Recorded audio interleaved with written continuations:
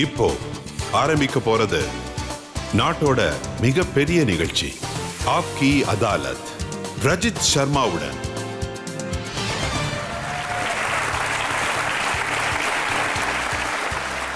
வணக்கம். ஆப்கி அதாலத்துக்கு உங்களை வரவேற்கிறேன். ஆப்கி அதாலத்துக்கு இன்னைக்கு வர இருக்கிறது சினிமா உலகின் பிரபல நட்சத்திரம். அவரை நீங்க எல்லா ரோல்ஸ்லையும் ஆதரிச்சிருக்கீங்க. நீங்க அவரை அவ்வளவு பெரிய ஆளாக்கி இருக்கீங்க. அவருடைய போராட்டத்தின் கதை, அவருடைய வெற்றியின் கதை எல்லா இளைஞர்களுக்குமே ஒரு ஊக்கமா அமையும். Please welcome Nawazuddin Siddiqui.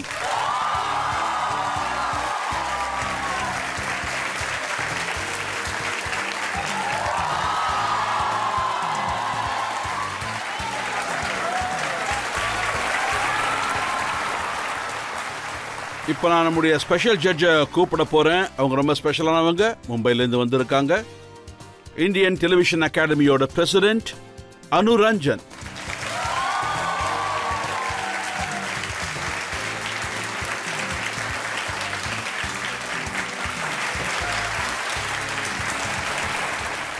இப்போ நம்ம கேள்விகளை கேட்டு குற்றச்சாட்டை சுமத்துறதுக்கு முன்னாடி இன்றைய ஜட்ஜ் அனுரஞ்சன் அவளது அனுமதியை நாம் கேட்டு பெறலாம்.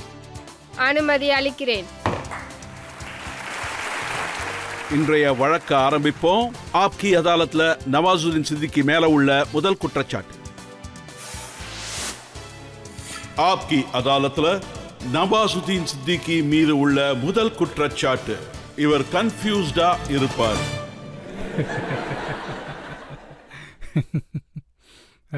சித்திக் சார், உங்களோட முழு ஹிஸ்டரியை பார்த்தா ரொம்ப டேலண்டட் ஆக்டர், நல்ல நடிப்பு திறன் படைச்சவர், உங்களுக்கு அற்புதமான திறமை இருக்கு, மக்களோட ஆதரவும் இருக்கு. ஆனா உங்க வாழ்க்கையின் கதையை பார்த்தா உங்களுக்கு எதுவுமே தெரியாது. சின்ன வயசுல கோலி ஆடுவீங்க, காத்தாடி விடுவீங்க. ஆமாம், எக்ஸாக்ட்லி. நான் கிராமத்தில் இருக்கும்போது ஒரு 2-3 கேம்ஸ் தான் இருக்கும். அதுதான் விளையாடுவோம். ரொம்ப நல்லா இருக்கும். அப்புறமா தான் தெரிஞ்சது அதுக்குள்ள சின்ன சின்ன வேலைகளையும் செஞ்சா நல்லா இருக்கும்னு. அப்புறமா தான் நான் ரியலைஸ் பண்ணேன். நீங்க பண்ண ஜாப் என்ன? ட்ரக்குக்கு பின்னாடி ஓடி போய் கரும்பை திருடுவதா? ஆமாம், எங்கள் ஊரில் கிராமத்தில் இந்த கரும்பு ட்ராக்லாம் போகும்போது அப்படியே பின்னாடியே ஒவ்வொன்றா உருவிடுவோம். அப்புறம் கூட இருக்கிற இன்னொருத்தவன் அதை ஒவ்வொன்றா அப்படியே கலெக்ட் பண்ணி வச்சுருவான். அப்புறம் ஒரு பொண்ணுக்கு மெசேஜ் கொடுக்க காத்தாடி விடுவீங்க.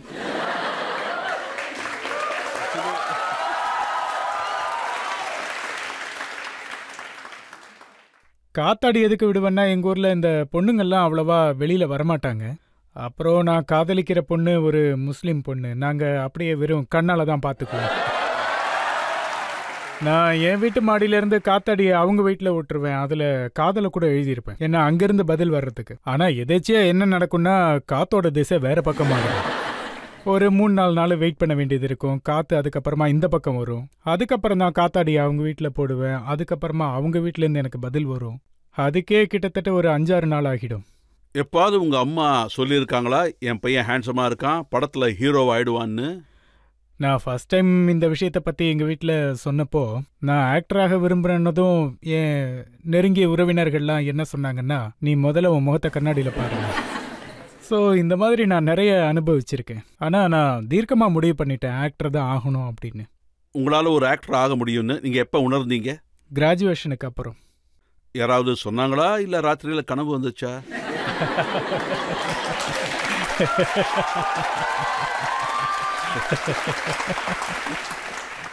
ஆக்சுவலி எனக்கு ஒரு ஆள் தியேட்டரை காட்டினாரு. ஸோ ஆக்டர் அண்ட் ஆடியன்ஸோட கெமிஸ்ட்ரி ரொம்ப பேஷனட்டாக இருந்துச்சு. அதுக்கப்புறம் என்ன ஆனாலும் ஆக்டராக தான் ஆகணும்னு முடிவு பண்ணிட்டேன். அப்புறம் என்னுடைய எல்லா ஜாப்ஸையும் ஒவ்வொன்றா விட்டுட்டேன். வெறும் ஆக்டிங்கில் மட்டும் கான்சென்ட்ரேட் பண்ணேன். ஆனால் உங்களை நீங்கள் அழிச்சுக்கணும்னு ஒரு ஃபுல் பிளானோட தான் இருந்தீங்க. ஏன்னா ஆக்டிங் கிளாஸில் நீங்கள் கற்றுக்கும் போது நீங்கள் ஒரு வாட்ச்மேன் உத்தியோகம் பார்த்தீங்க, வாட்ச்மேன் ஆகிட்டீங்க. ஏன்னா தியேட்டரில் காசெல்லாம் எதுவும் கிடைக்காது. ஸோ சைட் பை சைட் சர்வைவலுக்கு ஏதாவது பண்ணணும்னு நான் நினச்சேன். அதுக்காக காலையில் 9 மணிலேருந்து ஈவினிங் 5 மணி வரைக்கும் இந்த வேலையை செய்வேன். அப்புறம் ரிஹர்சல், மண்டி ஹவுஸில் தான் நாங்கள் எல்லாருமே ரிஹர்சல் பண்ணுவோம். அப்போது காசும் சம்பாரித்தேன், ரிஹர்சலும் பண்ணிகிட்டு இருந்தேன். நீங்கள் வெற்றி அடைஞ்சதுக்கு அப்புறம் திரும்பவும் கிராமத்துக்கு போகும்போது அங்கே மக்கள் ஏதாவது சொன்னாங்களா, ஆஹா இவன் நல்ல வேலை தான் செஞ்சுருக்கான்னு? ஆரம்பத்தில் நான் சின்ன சின்ன ரோல்ஸ் பண்ணும்போது எங்கள் வீட்டுக்கு போகும்போது எங்கள் கிராமத்துக்கு போகும்போது எனக்கு கொஞ்சம் அவமானமாக இருக்கும். எங்கள் ஊர்க்காரங்களாம் என்ன சொல்லுவாங்கன்னா, நீ எல்லா படத்துலையும் அடி வாங்கிக்கிட்டே இருக்க அப்படின்னு சொல்லுவாங்க. ஏன்டா அடி வாங்கிட்டு கிராமத்துக்கு வரைய வெக்கமா இல்லையாம்பாங்க. ஸோ அப்போ நான் ஒரு முடிவு பண்ணேன், நல்ல ரோல் கிடைக்கிற வரைக்கும் எங்கள் ஊருக்கு நான் போகக்கூடாதுன்னு. அதில் நான் எல்லாரையும் போட்டு அடிச்சுக்கிட்டு இருக்கேன். கேங்ஸ் ஆஃப் வாசிப்பூர் படம் கிடச்சிது. அதுக்கப்புறம் எங்கள் ஊரில் எல்லாரும் சொன்னாங்க, தோபாரா சிங்கக்குட்டி வந்துட்டான் அப்படின்னு.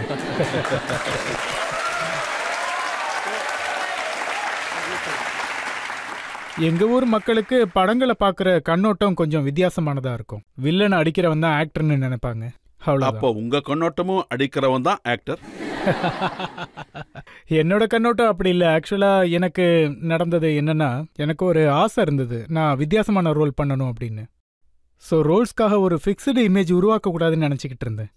நீங்க எந்த மாதிரியான ரோல்ஸ்லாம் பண்ணிருக்கீங்களோ அதை பத்தின ஒரு குற்றச்சாட்டு லிஸ்ட் எங்கிட்ட இருக்கு. நாம இப்போ ஒரு பிரேக் எடுத்துக்கலாம். பிரேக்குக்கு அப்புறம் ஆப்கி அதாலத்துல நவாசுதீன் சித்திகி மீது குற்றச்சாட்டுகளும் கேள்விகளும் தொடரும். ஹீரோ நிறைய வேலை செய்ய வேண்டியது இருக்கும். நான் என்ன கேள்விப்பட்டேன்னா, இன்டிமேட் சீன்ஸ்லாம் பண்ணும்போது ஹீரோயினை கிஸ் பண்ற சீன்ஸ் வந்தா உங்களுக்கு ப்ராப்ளமா இருக்கும். ஏன்னா இந்த மாதிரி வாய்ப்பு எப்பவும் கிடைச்சதில்லைல்ல.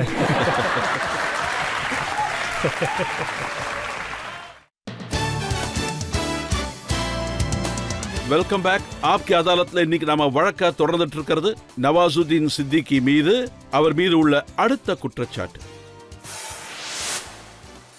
ஆப்கி அதாலத்ல பிலிம் ஸ்டார் நவாசுதீன் சித்திகி மீது உள்ள அடுத்த குற்றச்சாட்டு, இவர் ஒரு ரிஜெக்டட் பீஸ்.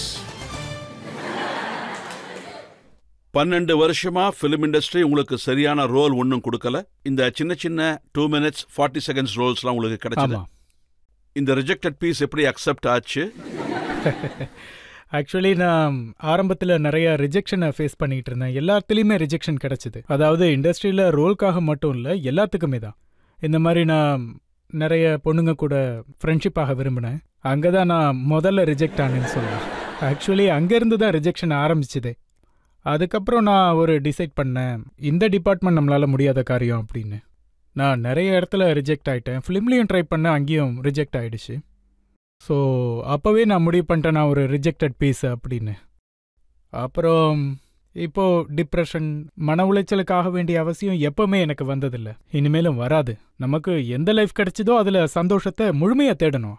சின்ன சின்ன ரோல்ஸ் எல்லாம் கிடச்சிட்டு இருந்தது, ஃப்ரெண்ட்ஸ் கூட இருந்தேன், அது ஒரு நல்ல லைஃபாக இருந்தது. நான் சந்தோஷமாக தான் இருக்கேன். ஷூவில் வெயிட்டர் ரோல், ஆமாம், அது எப்படி இருந்துச்சு? வெயிட்டர் ரோல் பண்ணி அடி வாங்கிறது? என்னை பொறுத்த வரைக்கும் ரோலுங்கிறது ரோல் தான். அது சின்னதோ பெருசோ, அதை எந்த அளவுக்கு நம்ம ஹானஸ்டியாக பண்ணுறோம் அப்படிங்கிறது தான். அது எனக்கு எப்பவுமே மனசில் இருந்துக்கிட்டே இருக்கும். அது 1 second ரோலாக இருந்தாலும் சரி, 1 நிமிஷம் ரோலாக இருந்தாலும் சரி. ஐ திங்க் அதுதான் காரணம்னு நினைக்கிறேன். சர்ஃப்ரோஸ் படத்தை பார்த்ததுக்கு அப்புறமா தான் எனக்கு பிளாக் ஃப்ரைடே படத்தில் கிடைச்சிது. 3 சீன்ஸ் உள்ள ரோல்ஸ் கிடைச்சிது. அப்புறம் 6 வருஷம் ஆச்சு. 6 வருஷத்துக்கு அப்புறம் 4 சீன் கிடைச்சிது. இந்த மாதிரி தான் ஆச்சு. ஆரம்பத்தில் ஒரு சின்ன சின்ன ரோல்ஸ் எல்லாம் பண்ணிக்கிட்டு இருந்தேன். ஜனங்க தான் அதை பார்த்து. Pickpocket role. ஆமா, சுனில் தத் சார் கூட வேலை செய்ய உங்களுக்கு வாய்ப்பு கிடைச்சது. அது சின்ன ரோலா இருக்கலாம். அவர் என்ன சொன்னாருன்னா, பையன் நல்லா வேலை செஞ்சிருக்கான், அவனுக்கு கொக்கோ கோலா கொடுங்கன்னாரு. ஸோ நான் கொக்கோ கோலா சாப்பிடும்போது அதோட டேஸ்ட்டு கொஞ்சம் வித்தியாசமாக இருந்துச்சு. ஏன்னா சுனில் தத் சார் கொடுத்தார்ல, அதனால். அவர் ரொம்ப அன்பு காட்டுற மனுஷன். அவர் செட்டில் இருக்கும்போதே ஒரு நல்ல ஒரு சூழ்நிலையை உருவாக்கிடுவார். அது நல்லா இருக்கும். சின்ன சின்ன ரோல்ஸ் பண்ணிட்டு இருக்கும்போது நம்ம ஒரு முக்கியமான இடத்த பிடிப்போன்ற ஏதாவது எண்ணம் இருந்தது? இல்லை, கண்டிப்பாக இல்லை.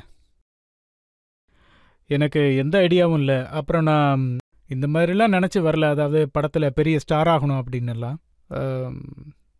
எனக்கு என்ன தோணுச்சுன்னா, ஆரம்பத்திலே என்னோடய இந்த ஃபேஸ் விஷயத்தை பற்றி ஏற்கனவே நிறைய கேள்விப்பட்டிருக்கேன். அப்புறம் நான் ஒரு ஆஃபீஸில் வேலை கேட்க போனால் அங்கே இருக்கிற அசிஸ்டண்ட் என்னை பார்த்து கேட்பார், யார் நீங்கம்பார். ஒரு ஆக்டர்னு சொல்லுவேன். அவர் கீழே இருந்து மேலே வரைக்கும் பார்த்தா அப்படி தெரியலையே அப்படிம்பாரு.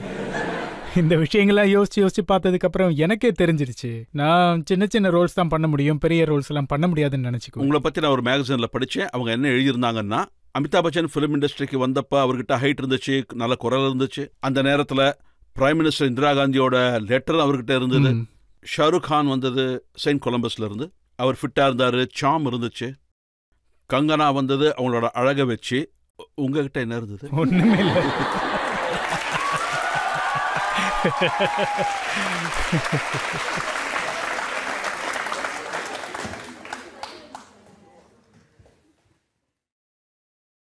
என்கிட்ட என்ன இருந்துச்சு இப்போ யோசிப்பேன்.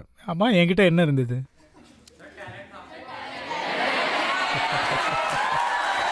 Okay, thank you. ஆனா நீங்களே சொல்லியிருக்கீங்க நான் கருப்பா இருக்கேன், என்னோட ஃபேஸு பார்க்குற அளவுக்கு இல்லைன்னு. அதனால தான் உங்களுக்கு இந்த குண்டாஸ் ரோல்லாம் கொடுத்தாங்களா? ஒருவேளை இதுவும் ஒரு ரீசனாக இருக்கும்னு நினைக்கிறேன். ஃபேஸை பார்த்து இந்த பாலிவுட் ஹீரோஸ்லாம் எப்படி இருப்பாங்க, அது 6 அடி உயரம், சிகப்பான முகம், அப்படி என்னால் ஹீரோவாக முடியலன்னு கஷ்டமாக இருந்தது. பட் தேங்க் காட் இப்போ எல்லாமே ஹீரோ படங்களாகவே சைன் பண்ணிக்கிட்டு இருக்கேன். Thank God. ஒருவேளை நீங்க ஹீரோ ஆனீங்கன்னா கேங்ஸ் ஆஃப் வாசிப்பூர்ல சொல்லுங்க, எப்படிப்பட்ட ஹீரோவா நீங்க? லுங்கி கட்டிக்கிட்டு செருப்பு போட்டுக்கிட்டு எப்ப பாரு திட்டிகிட்டே இருக்கிற ஷூட் பண்ற ஒரு ஹீரோ? அப்படிதான் ஆனேன். ஐ திங்க் ஆரம்பத்தில் ஏதாவது பண்ணி தான் ஆகணும். ஆரம்பத்தில் லுங்கிலேருந்து ஆரம்பிச்சது. லைக் அதே வருஷம் வேற நல்ல படங்களும் கிடச்சிது. லைக் டாக்ஸிடோ, பேண்ட் ஷர்ட் அதெல்லாம் இருந்துச்சு. எங்கள் அம்மாவுக்கு அது ஒரு நல்ல கதையாக இருக்குன்னு தான் தோணுச்சு. ஏன்னா அவங்க ஃபர்ஸ்ட் டைம் என்ன நல்ல காஸ்டியூமில் பார்த்தாங்க. அப்புறம் என் மகன் ரொம்ப நல்லா இருக்கான்னு சொன்னாங்க. ஆனால் ஹீரோ நிறைய வேலை செய்ய வேண்டியது இருக்கும். நான் என்ன கேள்விப்பட்டேன்னா, ஒருவேளை இன்டிமேட் சீன் இருந்தால், ஹீரோயினை கிஸ் பண்ணுற மாதிரி இருந்தால் உங்களுக்கு ரொம்ப கஷ்டமாக இருக்கும்னு. ஏன்னா இந்த மாதிரி வாய்ப்பு எப்பவும் கிடைச்சதில்லைல்ல.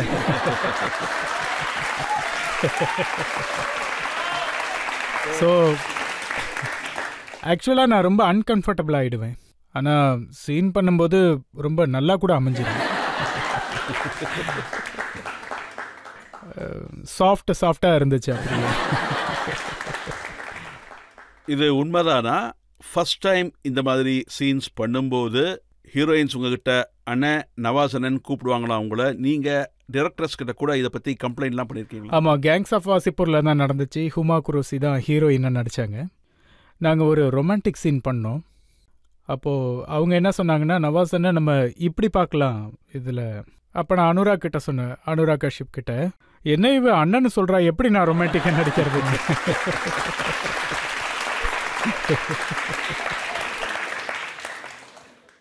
அப்புறம் ஹீரோனா டான்ஸ் ஆடி ஆகணும். நான் என்ன கேள்விப்பட்டேன்னா, டான்ஸ்னா நீங்கள் பயப்படுவீங்கன்னு. ஆமாம், டான்ஸ் கூட எனக்கு அவ்வளோவா வராது, ரொம்ப கஷ்டம்தான். டான்ஸ்னா கொஞ்சம் பயம்தான். ஏன்னா ஆரம்பத்துலேருந்து நான் டான்ஸ்லாம் அவ்வளோவா ஆடினது கிடையாது. அதனால டான்ஸ் விஷயத்தில் மென்டல் பிளாக்கேஜ் இருந்துச்சு எனக்கு. அப்புறம் எப்படி ஹீரோவாக முடியும்? இப்போல்லாம் தேங்க் காட், இப்போல்லாம் ஃபிலிம் மாறிக்கிட்டு இருக்கு, கதைக்களம் மாறிக்கிட்டு இருக்கு. டான்ஸ் படங்கள் அதிகமாக ஓடலை, கண்டென்ட் உள்ள படங்கள் தான் நல்லா ஓடுது. So it's okay. ஸோ இப்போ உங்களுக்கு நல்லா போய்கிட்டு இருக்கு, நீங்கள் பெரிய ஆக்டர் ஆகிட்டீங்க, உங்களுக்கு நல்ல பாப்புலாரிட்டி கிடச்சிருக்கு. அப்புறம் அந்த காத்தாடி பொண்ணு என்ன ஆனாங்க? நான் என் ஃப்ரெண்டுக்கு ஃபோன் பண்ணி சொன்னேன், ஒரு தடவை தெரிஞ்சிட்டு வாடா, அந்த பொண்ணு எங்கே இருக்கா, என்னோட படங்களெல்லாம் பார்க்க சொல்லு, அவளை டிவியில் ப்ரோக்ராம் வரும் அதை பார்க்க சொல்லுன்னு. அப்போது அவன் என்ன சொன்னா, அவளுக்கு கல்யாணம் ஆயிடுச்சு, நல்லா 6 அடி ஆள், அவள் புருஷனுக்கு நல்லா இவ்வளோ பெரிய தாடி இருக்குது, ஆள் ரொம்ப ஸ்ட்ராங்கான ஆள், அவளை டிவி சீரியல்லாம் பார்க்க விட மாட்டார். அப்புறம் உன் படத்தை எங்கே பார்க்கறது? இப்போ அவளுக்கு ஒரு 6-7 பசங்க கூட இருக்காங்க.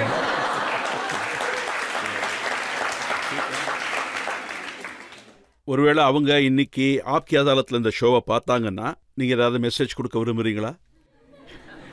என்ன சொல்கிறீங்க? என்ன மெசேஜ் கொடுக்கறது? நான் ஆக்சுவலி தேங்க்ஸ் தான் சொல்ல விரும்புகிறேன். ஏன்னா அவங்களால தான் நான் வெளியில் வந்தேன் இந்த ஆக்டிங் ஃபீல்டுக்கு. உண்மைதான்.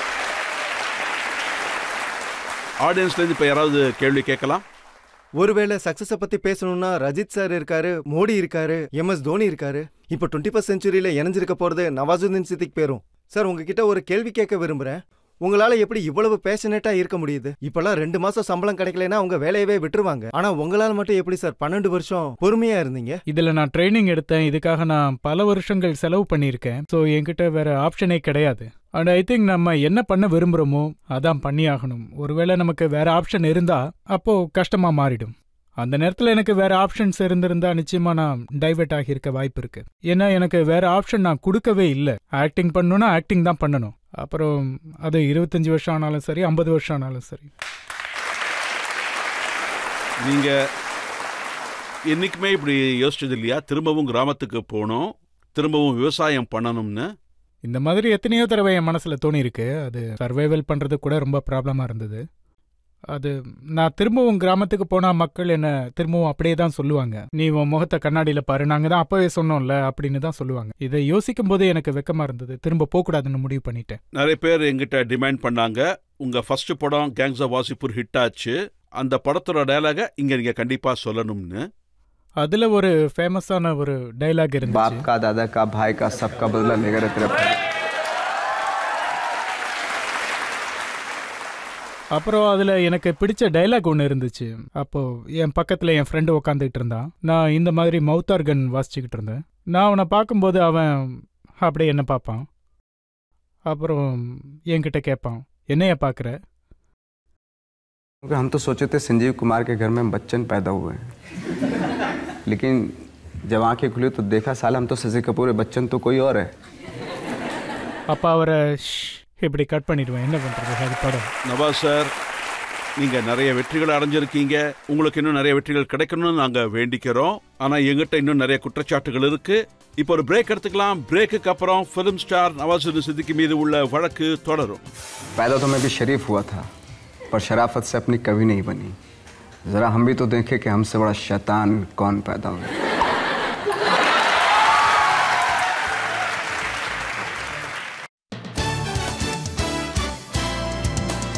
Welcome back.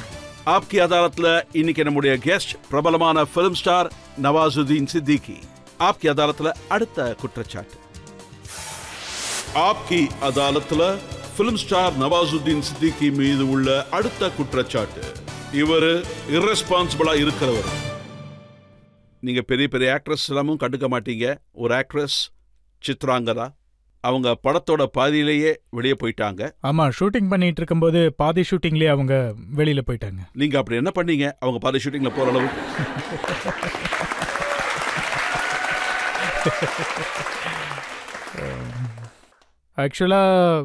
ஆக்சுவலாக அவங்க இந்த படத்தில் இருந்தாங்க, பாபு முஷாய் பந்துக் பாஷ் படத்தில். கொஞ்சம் டைரக்டர் கொஞ்சம் விரும்பினார் கிஸ்ஸிங் சீன்ஸ் எல்லாம் இந்த படத்தில் நிறையா இருக்கணும்னு. அப்போது அவங்க சொன்னாங்க, இதெல்லாம் ஓவர், இதெல்லாம் ஏற்கனவே அதிகமாக இருக்குது அப்படின்னாங்க. ஸோ போயிட்டாங்க. உங்களால்? மேபி என்னால் தான், என்ன நான் தான் அதில் ஹீரோ. நான் ஒரு இடத்துல படித்தேன், இந்த மாதிரி முகம் உள்ள ஒரு ஆள் கூட கிஸ்ஸிங் சீன் எப்படி பண்ண முடியும்னு சொல்லியிருக்காங்க.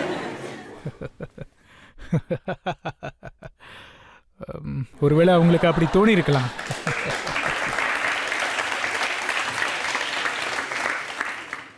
இதில் கிளாப் பண்ணுறதுக்கு என்ன இருக்கு? சல்மான் கான் கூட நீங்கள் படம் பண்ணுறப்ப உங்களுக்கு 2 படங்கள் பண்ண வாய்ப்பு கிடைச்சது. ஒரு படத்தில் நீங்கள் சல்மான் கிட்ட டயலாக் பேசுவீங்க. அந்த சீனில் நீங்கள் சல்மான் புர்கா போட்டிருக்கும் போது மறுபடியும் நீங்கள் புர்கா போட்டிருக்கியான்னு கேட்பீங்க அவர்கிட்ட. கேட்பீங்க. அப்படிதான்.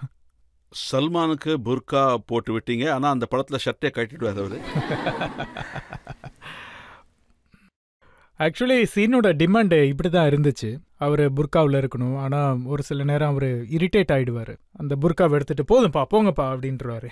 அப்புறம் 2வது விஷயம் என்னென்னா, அதில் நிறைய பஞ்ச் டைலாக்ஸ் எல்லாம் இருந்துச்சு. ஆக்சுவலாக அது அவரோட டைலாக், ஆனால் அவர் என்கிட்ட இதை நீ பேசினா நல்லா இருக்கும்னு சொன்னார். உங்களுக்கு ஏதாவது டைலாக்ஸ்? ஆமாம், இந்த மாதிரி டைலாக்ஸ் தான் அவர் சொன்னார். ஆக்சுவலி அது என்னோட டைலாகே இல்லை, அவர் தான் என்கிட்ட சொன்னார் இதை நீ பேசு அப்படின்னு. ढक अपना ये नकाब वकाब जो है क्या, थोड़ा अच्छे से चलो. அப்படி தானே? हाँ, नज़ाकत के साथ चलो. एक्चुअली பொறுமையாக நட, அந்த மாதிரி டைலாக்ஸ். அப்புறம் ரைஸில் ஷாருக் கான் கூட வேலை செஞ்சீங்க, அதில் ஏதாவது டிஃப்ரென்ஸ் தெரிஞ்சதா உங்களுக்கு? அவரும் தியேட்டர்லேருந்து வந்ததுனால, அவரும் ஒரு தியேட்டர் ஆர்டிஸ்ட்டுங்கிறதால அவர்கிட்ட எப்போவுமே ஒரு 5-6 வெர்ஷன்ஸ் கிட்டத்தட்ட கையில் இருக்கும். அப்புறம் என்ன தோணுன்னா, 2 பேருக்குமே இப்படி தோணும், நம்ம இதை வித்தியாசமாக வேறு மாதிரி எப்படி பண்ணலாம் அப்படின்னு. இந்த மாதிரி எக்ஸ்பெரிமெண்ட்லாம் நிறைய நாங்கள் பண்ணியிருக்கோம். மக்களுக்கு ஒரு எக்ஸ்பெக்டேஷன் இருக்கு, சல்மான் கான் படம் பண்ணும்போதோ ஷாருக் கான் படம் பண்ணும்போதோ அவங்க மற்ற ஆக்டர்ஸை டாமினேட் பண்ணுவாங்கன்னு, மற்றவங்களுக்கு அவங்க டேலண்ட்டை காட்ட வாய்ப்பு கிடைக்காதுன்னு. இல்லை, ஐ திங்க் இது எங்கேயாவது இருக்கலாம், ஆனால் எனக்கு அந்த மாதிரி எதுவும் நடக்கலை.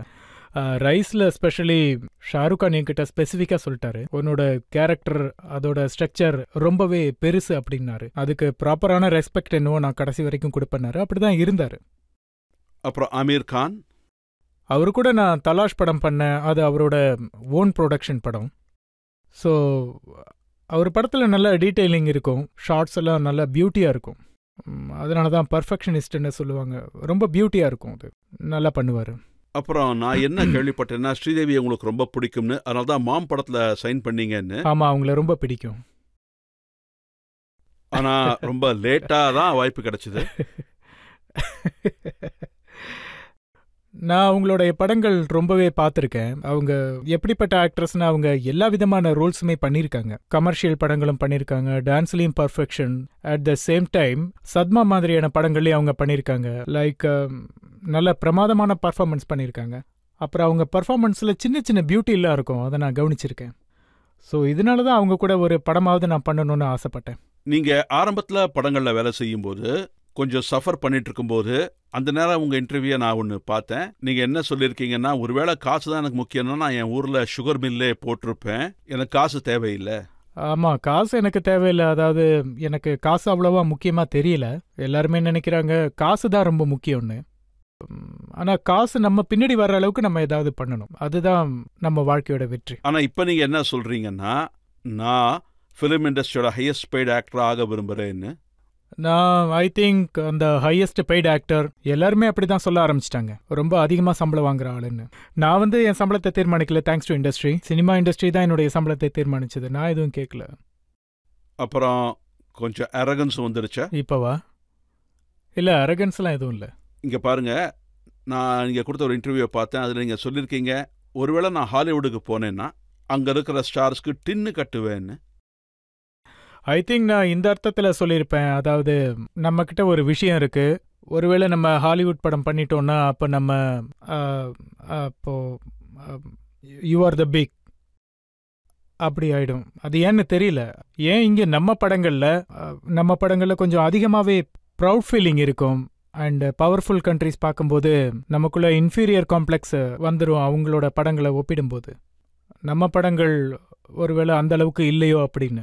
ஆனால் இப்போ நம்ம படங்கள் நல்லா ப்ரௌடாக ஃபீல் பண்ணுற அளவுக்கு இருக்குது. ஐ திங்க் வேர்ல்டில் நம்ம நிறைய படங்கள் பண்ணிகிட்ருக்கோம். ஏன்னா இப்போ படங்களில் கண்டென்ட்டு தான் ரொம்ப முக்கியமாக இருக்குது.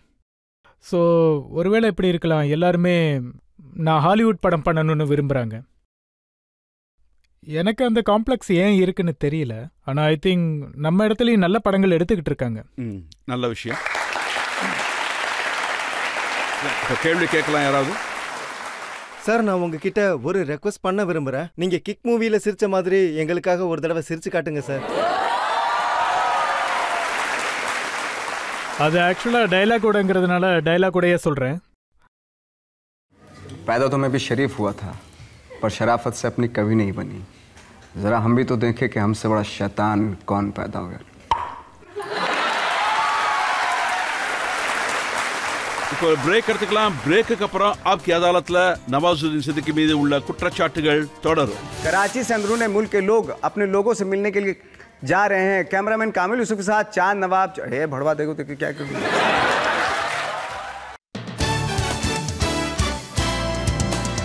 Welcome back. ஆப்கி அதாலத்தில் இன்னைக்கு நம்ம வழக்க திறந்துட்டு இருக்கிறது, கேள்விகளை கேட்டுட்டு இருக்கிறது, குற்றச்சாட்டுகளை சுமத்துறது நவாசுதீன் சித்திக்கு மீது. ஆப்கி அதாலத்தில் அடுத்த குற்றச்சாட்டு. ஆப்கி அதாலத்தில் பிலிம் ஸ்டார் நவாசுதீன் சித்திக்கு மீது உள்ள அடுத்த குற்றச்சாட்டு. இவர் ரொம்பவே கான்ட்ரவர்ஷியல். நீங்க தேவையில்லாத கான்ட்ரவர்சியில மாட்டிப்பீங்க. உங்க மகனோட கிருஷ்ணர் வேஷத்தோட போட்டோவை சோசியல் மீடியாவில் போஸ்ட் பண்ணீங்க. இப்போ மக்கள் என்ன சொல்றாங்கன்னா, இது இஸ்லாமுக்கு எதிரானது, இது அனுமதிக்க முடியாது அப்படின்னு. எனக்கு இது மட்டும்தான் தெரியும். என்னோட மகன் ஃபர்ஸ்ட் டைமாக பர்ஃபார்ம் பண்ணான் ஸ்கூலில். அது எனக்கு ரொம்ப சந்தோஷமாக இருந்துச்சு. ஆஸ் அ ஃபாதராக ரொம்ப சந்தோஷப்பட்டேன். அவன் கண்ணன் ரோல் பண்ணான். அப்புறம் அதை நான் போஸ்ட் பண்ணேன், நிறைய லைக்ஸ் போச்சு. இதில் தப்பான விஷயம் எதுவும் இருக்க மாதிரி எனக்கு தெரியல. நீங்களே கான்ட்ரவர்சி கிரியேட் பண்ணுவீங்க. சோனு நிகம் அசானை பற்றி பேசினாரு, அசான் வரும்போது எனக்கு தூக்கம் கெட்டு போயிடுது அப்படின்னு. ஸோ அப்போ நீங்கள் ஒரு மெசேஜ் ட்வீட் பண்ணீங்க. அது சோனு நிகமுக்கு எதிராக இருந்த மாதிரி இல்ல இருந்துச்சு. இல்ல, நான் அவருக்கு எதிரா நிச்சயமா கிடையாது. அஃப்கோர்ஸ் நான் எல்லா மதங்களையும் மதிக்கிறேன், அதுக்கு மரியாதை கொடுத்துக்கிட்டு தான் இருக்கேன். ஆனா என்னோட சொந்த ஐடென்டிட்டின்னு பாத்தீங்கன்னா, நான் ஒரு ஆக்டர், அப்புறம் ஆர்டிஸ்டா ப்ரௌடா ஃபீல் பண்றேன். நான் ஒரு ஆக்டர், அதனால தான், அந்த ஒரு காரணத்தினால தான் அதை போஸ்ட் பண்ணேன் நான். ஆனா நாட்டோட சூழல் இருக்கே, அதுல இந்த மாதிரி கேள்விகள் வரும். இல்ல, இதுல நான் யாரையுமே தப்பா எதுவும் சொல்லல. அது மட்டும் இல்லாம நான் எல்லா ரிலீஜனையுமே நான் மதிச்சிருக்கேன். அந்த நேரத்துல நான் மண்டுங்கிற ஒரு படம் பண்ணிட்டு இருந்தேன். அதோட மென்டாலிட்டியை ஒரு விதத்துல நான் அந்த ட்வீட்ல போஸ்ட் பண்ணப்போ இன்கார்பரேட் பண்ணேன். மண்டு படத்துல என்ன மென்டாலிட்டி? மண்டு படத்துல ஒரு ஸ்பீச் இருக்கு. அது ஜோகேஷ்வரிங்கிற ஒரு இடத்துல, பாம்பேல, அங்க ஒரு காலேஜ் இருக்கு. அங்கதான் ஸ்பீச் கொடுப்பாரு. அவரோட ஸ்பீச் என்னவா இருந்ததுன்னா, हिंदुस्तान जिंदाबाद, पाकिस्तान जिंदाबाद, इन चीखते चिल्लाते नारों के बीच कई सवाल थे। मैं किसे अपना मुल्क कहूँ, लोग धड़ाधड़ क्यों मर रहे थे, इन सब सवालों के मुख्तलिफ जवाब थे। एक हिंदुस्तानी जवाब, एक पाकिस्तानी जवाब, एक हिंदू जवाब, एक मुसलमान जवाब। कोई इसे 1857 के खंडर में ढूंढता है, तो कोई ईस्ट इंडिया कंपनी को जिम्मेदार ठहराता है, और कुछ ऐसे भी हैं जो इसे मुगलिया हुकूमत के मलबे में टटोलने की कोशिश करते हैं। सब पीछे देख रहे हैं, लेकिन आज के कातिल लहू और लोहे से तारीख लिखते जा रहे हैं। ये मजमून सुनाते सुनाते मैं आप सब से मार खा लूँगा और उफ तक नहीं करूँगा, लेकिन हिंदू मुस्लिम फसाद में अगर कोई मेरा सर फोड़ दे तो मेरे खून की हर बूंद रोती रहेगी। मैं आर्टिस्ट हूँ, वो से जख्म और भद्दे घाव मुझे पसंद नहीं।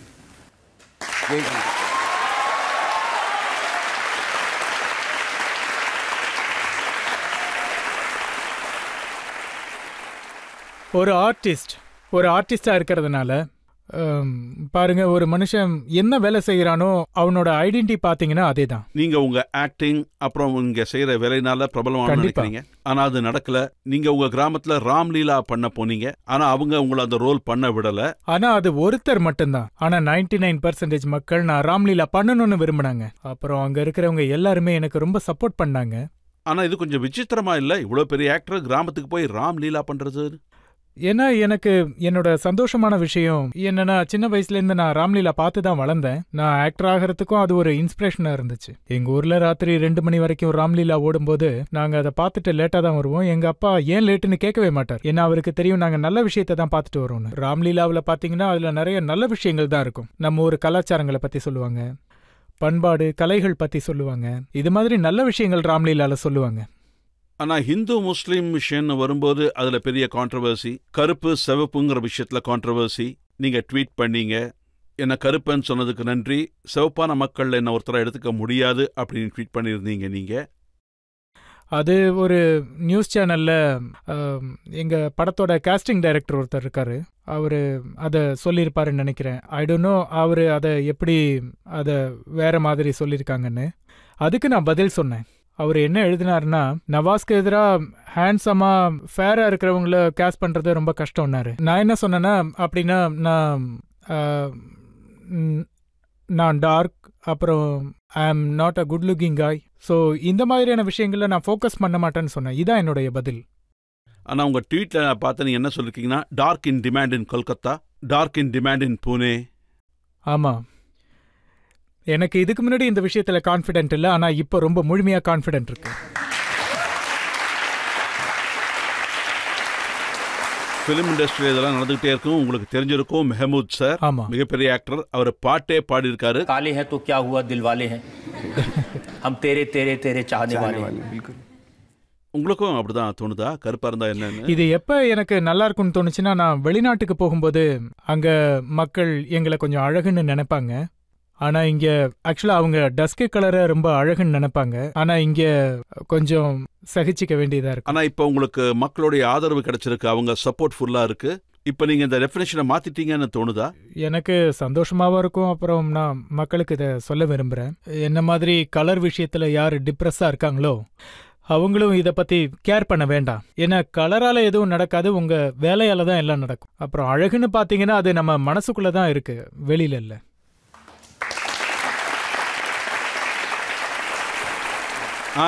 சார், ஒரு கேள்வி. நீங்க பஜ்ரங்கி பாய்ஜான் படத்துல ஒரு ஸ்பீச் கொடுத்திருந்தீங்கல்ல, நீங்க அதே மாதிரி இங்க ஒரு ஸ்பீச் கொடுக்கணும்னு விரும்புறேன்.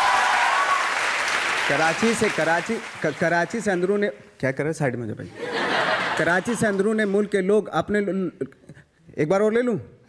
हाँ, कराची से अंदरूनी मुल्क के लोग अपने लोगों से मिलने क्या कर रहा है यार, साइड में हो जाए ना, गाड़ी निकल जाएगी भाई। कराची से अंदरूनी मुल्क के लोग अपने लोगों से अरे क्या कर रहा है, गाड़ी निकल जाए, हटना यार।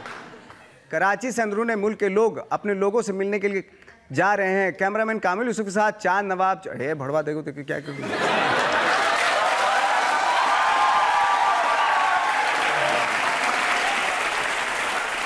இந்த அருமையான நோட்டோட நாம இந்த இன்டர்வியூ முடிச்சுக்கலாம். இப்போ ஒரு சின்ன பிரேக் எடுத்துப்போம். பிரேக்குக்கு அப்புறம் இன்றைய நீதிபதி அனுரஞ்சனோட தீர்ப்பு என்னங்கிறத நாம கேட்போம். அதுவரை பொறுத்திருங்க.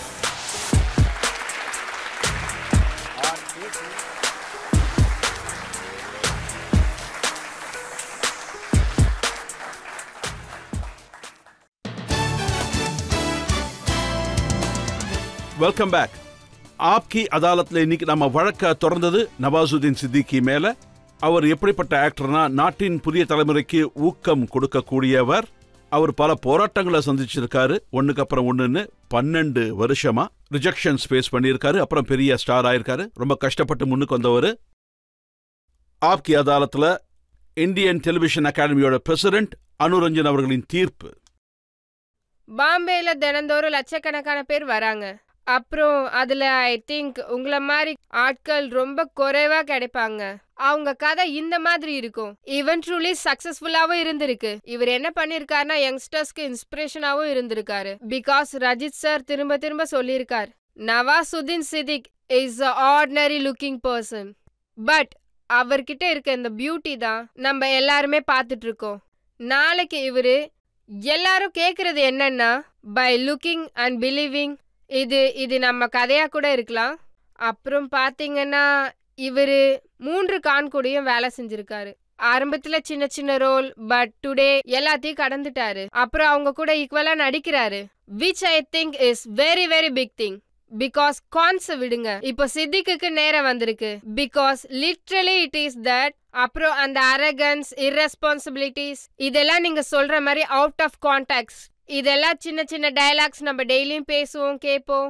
But it is very very have nice to meet you. Because உங்களுக்குள்ள இருக்க கான்ஃபிடென்ட், ஐ திங்க் பசங்க நீங்க எல்லாருமே உங்களுக்குள்ள இருக்க இந்த விஷ், இந்த ஆசைங்க எல்லாத்தையுமே எப்பயுமே விட்டுறாதீங்க.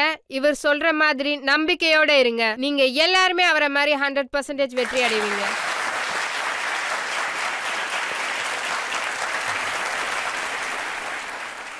ஓகே, இப்ப எல்லாரும் ஒரு ஆன் ஸ்கிரீன் ஹீரோ நார்மலி பண்றது, முத்திர குத்துறது, அவரோட டான்ஸ்ல பாத்தீங்கன்னா இன்னைக்கு நவாஸ் சார் நமக்காக ஒரு டான்ஸ் பண்ணுவாரு. இது ஒரு சின்ன ரெக்வெஸ்ட்.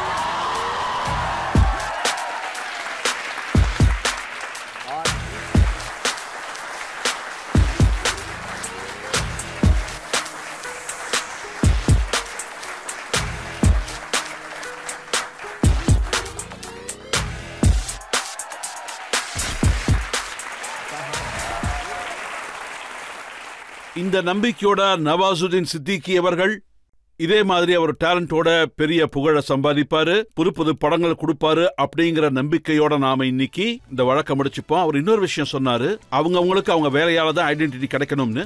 எங்க விருப்பமும் அதுதான். நவாசுதீன் சித்திகி அவருடைய வேலையால தான் அநேகமா அறியப்படுவாரு, அவர் பெரிய லெவல்ல வருவாரு. அப்புறம் வெற்றியின் சில படிகளில் இவர் ஏறி இருக்காரு. இவருடைய பயணம் இன்னும் தொடரணும், மிகப்பெரிய ஸ்டார் ஆகணும், பப்ளிக்கோட ஆதரவு இவருக்கு என்னைக்குமே நிலைக்கணும்னு நாங்க எல்லாரும் ஆசைப்படுறோம். அடுத்த முறை இன்னொரு கெஸ்டோட உங்களை நான் சந்திக்கிறேன். அதுவரை என்னுடைய அன்பான வணக்கங்கள்.